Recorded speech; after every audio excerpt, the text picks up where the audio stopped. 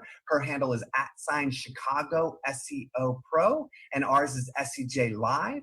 Again, after Jori's presentation, we'll have live Q&A with both Lily and Jori. So ask any questions you have and stick around for the Q&A. Jori, take it away. Okay, so let's get started. We're going to talk about future-proofing your SEO with structured data. So first, me in a nutshell. I'm Jori, Jori Ford to be exact. My preferred pronouns, she, her, hers, and I'm the CMO for Food Boss. And Food Boss is a search comparison engine for food delivery. Places that I've been in my past, G2, which is a B2B software review platform, Rosetta, which is a Publicis organization, agency side, Performix as well, Ritchie Brothers Auctioneers, and a few brands that I've worked for. Needless to say, these don't matter as much as talking about what's really important today, which is how can we do better as SEOs and prepare for the future? Well, a great visionary once stated, the more you know about the past, the better prepared you are for the future. And I don't know about you, but everybody knows that that great man was Doc from Back to the Future. I couldn't even say that with a straight face, no. Seriously, we all know that that was Teddy Roosevelt. And better words were never said. As SEOs, webmasters, and the like, we have to look to our past to better prepare ourselves for the future of the organic results. We're like coaches. And when you think about coaches, in order to win, you have to look back at what you've done. You have to consider what's changed. Looking at the game, you have to evaluate how those things have changed and what you need to do to adapt. That's how great coaches build out plays that prepare the team for what lies ahead. We as SEOs, we're coaches. We have to coach our organization on the understanding of search engine optimization and visibility. We have to help our engineers by coaching them on ways to implement and comply with best practices. We have to coach our users through their behaviors to better understand what to expect coming from search results to landing on websites. Other than so Martin ultimately, Split. We're coaches. And what we really have to do is consider, what do we have to do and understand about the past that we can establish and apply today to ensure the future of the businesses that we're working with and for? Facts. Google needs data to provide results. We all know this. Google wants us to make it easy to extract data from our websites. That is why webmaster guidelines exist, right? Fact, as Google advances, so does their demand on us, our websites, our businesses, for data. Realistically, the need to make complex data easy to understand continues to persist. It increases. And SEOs, we're pretty good at this. And not just SEOs, marketers in general, right? We're interpreters for everyone. We have to interpret the functionality of the website as a product marketing. We have to explain and communicate our brand through visualization, connections, and communication, brand marketing. We have to make sure that search engines understand how to interpret what our website is relevant to and how to convey that to users in a simplistic manner. Search marketing. So overall, marketers have to make things that are complicated pretty simple for everyone. So what does that mean for us? Why am I talking about structured data? Because Google makes it super simple for us to understand. Add markup, Google understands your page, you get more traffic. That seems pretty self-explanatory to me. So what are we going to talk about today? Well, we're going to talk about a few things, but why is this all important? And why does it matter? So we're going to look to the past. We'll travel back to the past to go to the future. Obviously, I like the theme, back to the future. And what we'll get to is a point where we understand why structured data is so important and how applying it will allow for us to future-proof our SEO. So let's go on a journey together. I could go a lot further back, but that's a little hard. So let's go 5 years back. We'll start with 2015, and I know you're going to wonder why 2015. Well, RankBrain was pretty pertinent. So we're going to start with RankBrain and work our way back to now. And I think what you're going to find is that incrementally throughout the last 5 years, I can prove that structured data has become increasingly vital to our search results. And that by understanding that, we can build websites that can stand the test of time. Let's go back, way back. No, so let's just go back to 2015 to 2016. This is when RankBrain started to reign supreme. And let me tell you why. Structured data absolutely was introduced before 2015. Because I know a bunch of you guys are like, why is 2015 important? But RankBrain for Google was a huge step forward. Why? Well, think about it like this. RankBrain was focused on one major thing, query matching. Not just any kind of query matching, but query matching based on relational entity associations. So remember a few slides back when I said structured data helps Google understand pages. Let's make this really clear.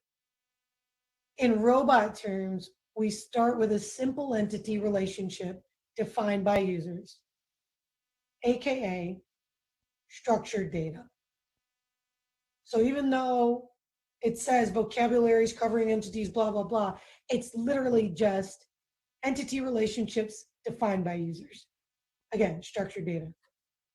So 2017, rise of the knowledge graph. Okay, why is this important? Well, this is the first time we see two features in the search results vying for attention, but they're not just any two features.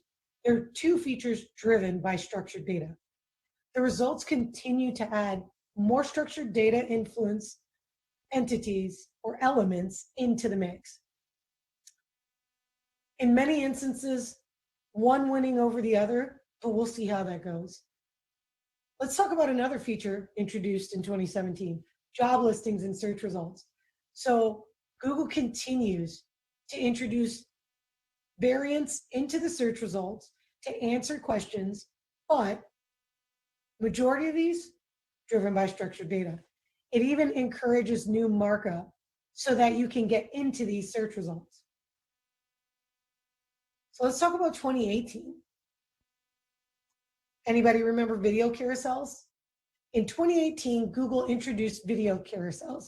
Now, what's really cool about this is that the search industry already knew about this. When I say the search industry, I'm talking about GetStat, also known as StatNow, and they were leading the charge. Okay, they noticed this happening before Google even announced and confirmed that it was getting introduced into the results. Now, I want you to think for a second. Can you fathom a search result right now that does not incorporate video carousels? Like, can you think about the last time you searched and didn't see videos? Well, here's another thing to fathom. The video carousels, they were driven by structured data.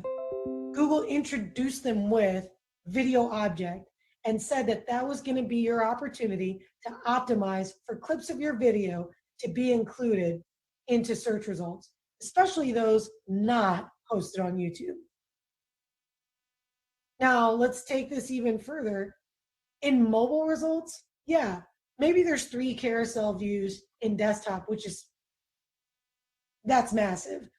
But in mobile, it's only 1. So if you're not going to heavily invest into YouTube, you have to make sure that your video data has structured data incorporated into it to show up in the results. So on to 2019, okay?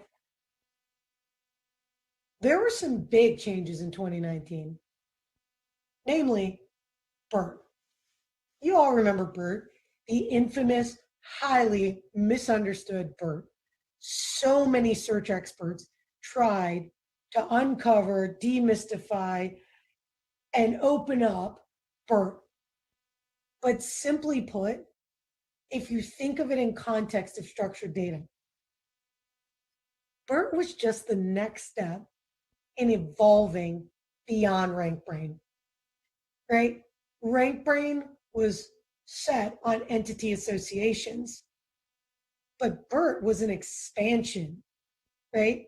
It was the engine's understanding of unknown search queries. Unknown search queries to bring them together to better inform you. So, taking disparate data sources that were all related, remember, entity relationships and associations, and bringing them together to make them more clear. More robust results to make sure that your questions were being answered, even if they didn't know quite what your question was about. Big step with machine learning. So let's talk about why. Because BERT learns via structured data. That is why BERT was such a big deal. Google provides a clear definition around what makes BERT unique. It's pre-trained on a plain text corpus, aka structured sets of text. Google indexes it, tries to learn through logical associations, the intent, and what the content means. The text, that's just data. A large data set that helps Google better understand complex stuff. I'm pretty sure I hit on this before. Structured data? Yeah, BERT learns via structured data. So no matter what year it is, we continue to see the algorithm having a heavy reliance, as well as its enhancements, on structured data. So something massive in 2019 that is not to be overlooked, but also not an algo update, but it's significant. EAT. EAT may not be a confirmed algorithm factor, but structured data and EAT go hand in hand, and it was significant in 2019. And it continues to be significant in content interpretation into 2020. Now, I'm not going to go into a lot of detail here because those of you who were able to catch Lily Ray, she's amazing. You guys know she covered this topic thoroughly. But what's really worth noting is the Quality Raters Guidelines calls out ratings and reviews. Ratings and reviews specifically as a way to determine the reputation of the creator of the content. Well, if you're an expert in an area, you've been told to mark it up. If you're an authority in the area, well, you can mark up your credentials. And then if you mark up ratings and reviews, you're a trusted expert who's an authority in the space. Needless to say, structured data again wins the day. Okay, so it begins. We've gotten to 2020. There can be only one. Sorry, Danny, I had to do this to you. This is hilarious. But for those of you who know this, it's the Highlander. For those of you who don't, think like Game of Thrones combined with Interview with the Vampire. So why do I say there can only be one? Well, the announcement of featured snippets being deduped happens. So you've got all these great listings and featured snippets reigning supreme, and people are complaining because it's like, wow, these featured snippets allow for people to get double the traffic, double the fun. So now it's no longer fun because they take it away. But who cares? When you think about it, you dedupe for featured snippets so that there's more listings with more opportunities. But consider this. How many times have you looked at a search listing where there's not structured data, where there's not a way to highlight and feature your result? I'll get more into this a little bit later, but dedupes only give you another way to see more structured data highlights in the SERPs. So what does this mean for the future, and why am I saying this? Well, you have to have structured data for full coverage. How do I know that? Let's talk about right now. Right now, as you can see from the visual, I'm talking about COVID.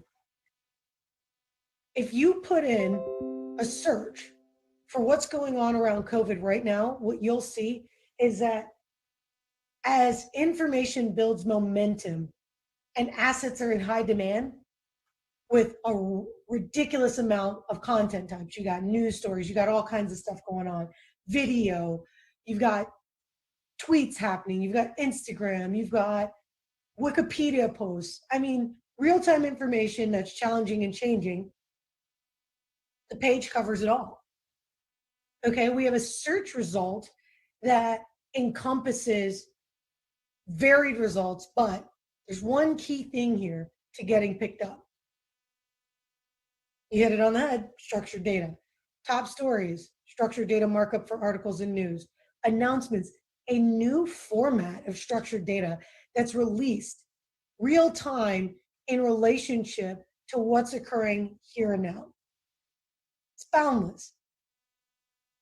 In this search result alone, there are more than 7 types, 2 of which are custom and have been in response to the current circumstance.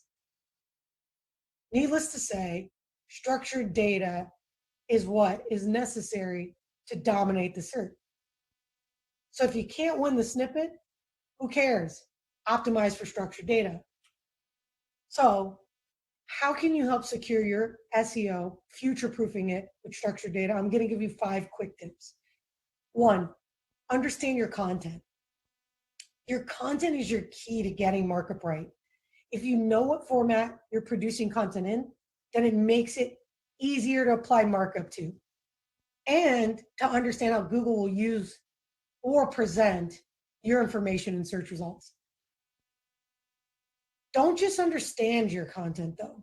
You want to use that to your advantage, okay? Not just structuring it, but if your content can be distributed in a format that's already a preferred format, I don't know, like an article, guide, how to, then select what you know works for you. Easiest way to figure that out, review the organic results. Content's malleable. You can change it.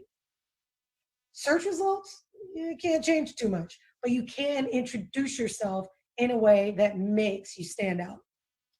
If a structured format's present, it's highly likely you can invest in getting a piece of the pie. Markup everything.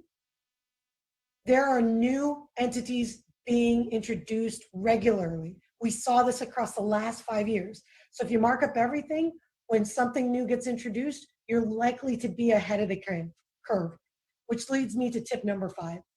Be a first mover. Monitor the changes that are going on, but being a first mover puts you ahead of the game. I can prove it. DoorDash was a first mover. They introduced FAQs onto their page. As you see here, there's 2 FAQ results showing in organic results, but only one of them is using structured data. So why does that matter? DoorDash is using structured markup. They're using JSON LD. Here's where it gets better. DoorDash doesn't have any results for this query. 0 restaurants near you. However, the FAQs has it positioned as the first. Structured data wins the day. So, pro tip, focus on a scalable format. If you use JSON LD, which is the preferred format by Google, you have good reason to do so. Simple to implement, nesting becomes way less annoying, and you can nest multiple objects of the same type. Alternatively, you can also consider the fact that it's scalable without engineering all the time. You can use cloud service workers through your CDN. You can use GTM to implement it. The only downfalls, some of the associations have to be present in order for Google to show them, and property adherence. Take it like this. You have a web page. The web page is a thing which has a menu that belongs to a local business which is a restaurant which is a food establishment that offers reservations, which are actually events. I think you can understand what I'm getting at here. The nesting's complicated. JSON LD makes this really easy to implement, and it simplifies it. All of that simplified. So what am I saying? The future is now, and we know it. Voice search is now, mobile is now. Everyone is using voice-enabled devices, and it continues to grow. That was something we thought 2 years ago could make it here, but we're here and now. So get ahead of the curve. I said, be a first mover. Speakable is one of 4 structured data types that are in Google's lab right now, but it's the oldest one, and it's the one that's working current state. So get started future-proofing your SEO with structured data today. That's my 20 minutes. I appreciate your time. Thank you.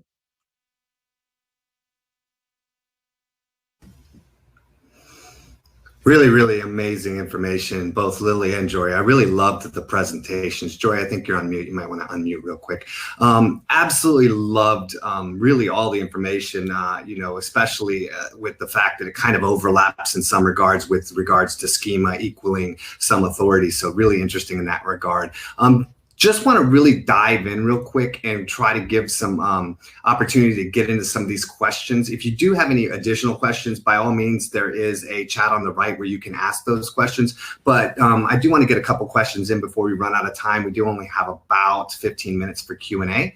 So jumping in, Lily, one of the questions that came in through through the chat room that really kind of related to EAT a lot, talked about trust signals, right? And I think this is one of the really big questions that people have, is that we understand kind of EAT to be essentially what Google is gearing for. And I love the way you kind of presented it as like, this is the core of how they build, forward, right? But what aspects really do you feel like impact our EAT on a granular level? Like, I have questions in here like, should we be looking at reviews and accolades that people have for us?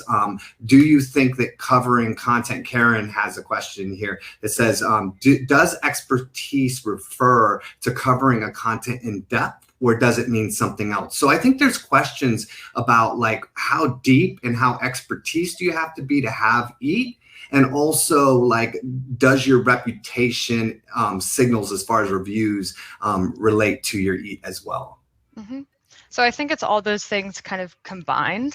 It's not easy to like fake EAT. So if you're thinking about your brand's reputation or reviews that you've built up on third-party platforms, it's not easy to have like a fake profile that's kind of verified across all those different places that your brand we've mentioned online. So I think it's really important to consider the external factors, like what's my brand reputation look like? Do I have good ratings on Trustpilot or these other third-party sites like Google My Business, things like that. But then, you also have to solidify it through what's on your website. So like Jori mentioned, using structured data to support like authorship and the content that you're writing, and just making sure that you're building up like expert profiles for the people that are contributing to your content.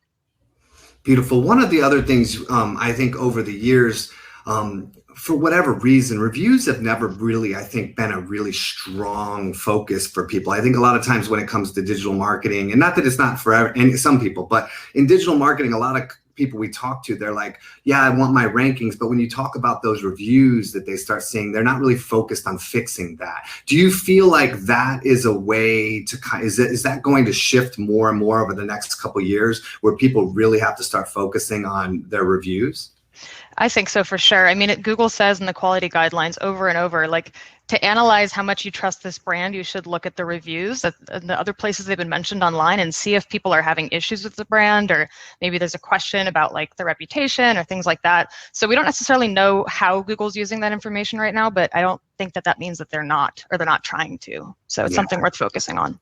Absolutely. And kind of a question, I'm going to pose it to you, Jori, first, and then Lily, you're welcome to kind of respond to it. But it kind of touches over with, because of the fact schema does kind of cross over and become EAT in a sense.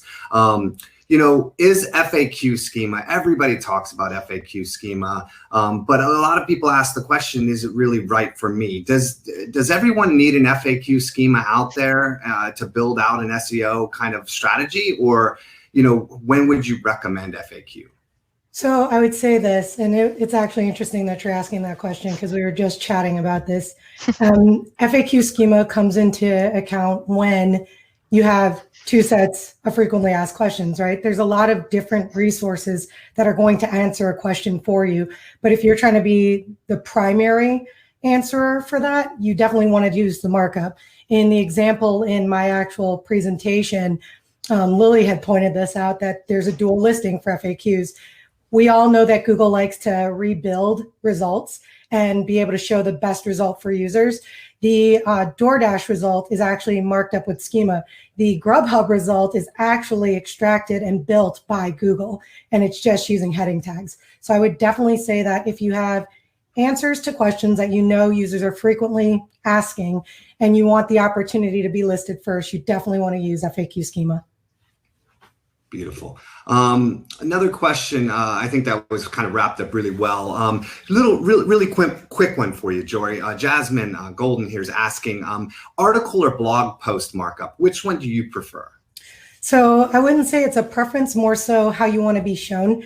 One of the things that I've seen as of recent, if you want to get into Google Discover, the blog post markup is actually getting picked up more frequently.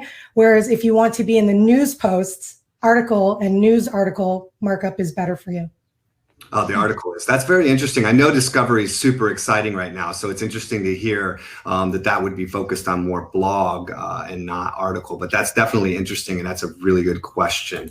When we look at customer reviews, we talked about that a little bit earlier. How do you feel like those customer reviews are being used right now? What do you think Google's actually doing with those? Are they just looking at the rating and the source? Like, what is your opinion, maybe from some of the work you've done, on how those customer reviews really impact? Actually, I think Jori has a little bit like an anecdote maybe about this, but in general, I don't know that they're looking at like the number. So for example, if you have like a C on the Better Business Bureau, that's not a ranking factor, and Google's told us that's not a ranking factor. But I do think they're probably playing a little bit with like maybe sentiment analysis or like natural language processing around the actual content in the reviews, especially if you see something like fraud or scam. That's a problem. But if you see consistently people are saying, hey, it's great, it's wonderful, I had a good experience, they can probably pick up on the fact that people are enjoying what the brand has to offer. Beautiful. Yeah. I was going to add to that. One of the things, because my previous role at G2, it was software reviews, and things that we did notice is the sentiment, but the third party aspect of it seems to be a key factor. Even in the guidelines, they really strain like the fact that you need to look for third party review recognition, not just the brands. They even almost tell you to ignore when the brand has their own ratings and reviews, and if that's not mirrored someplace else, it's like it's false.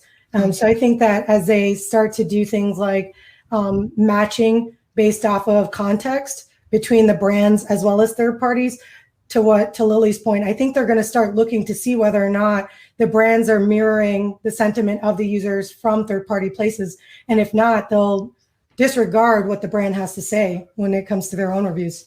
I think that's super, super interesting, because like I've actually seen a number of Fortune companies and rather large companies really utilize kind of their own site to house their reviews, because when they look at their Amazon or they look at some of their other platforms, it's not as favorable. And the strategy has been, well, why don't we just outrank them?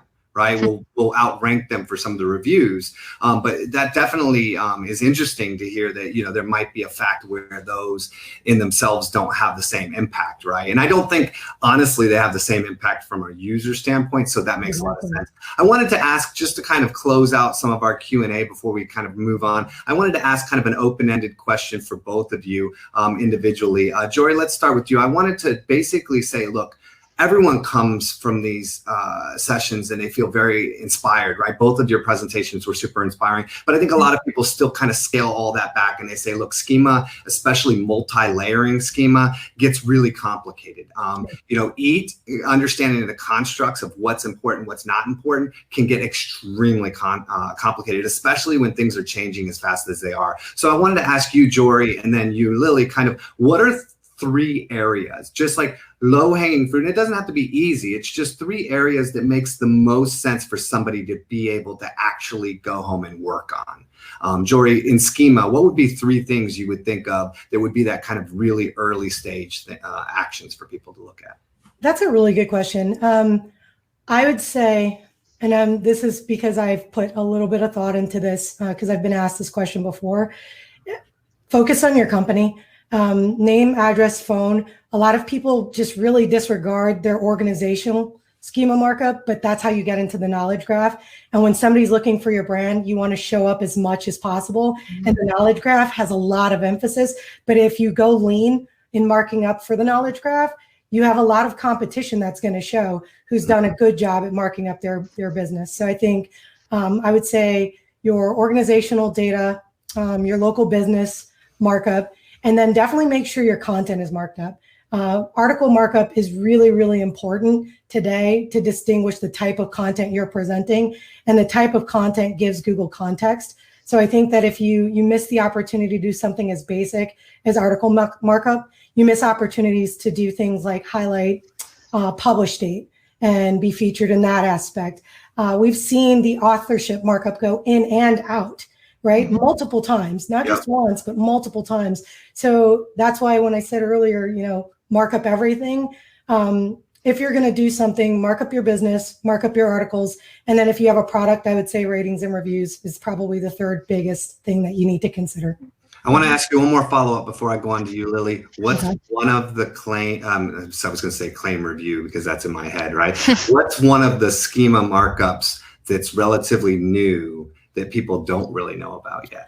Oh, so I would say the COVID announcement markups. Oh, I think a lot of businesses are being disrupted, and most people don't realize that you can actually give your announcement for your site through to a COVID aggregate markup that'll pass through to Google, and it'll highlight it in the search result for you before somebody has to actually look at your website.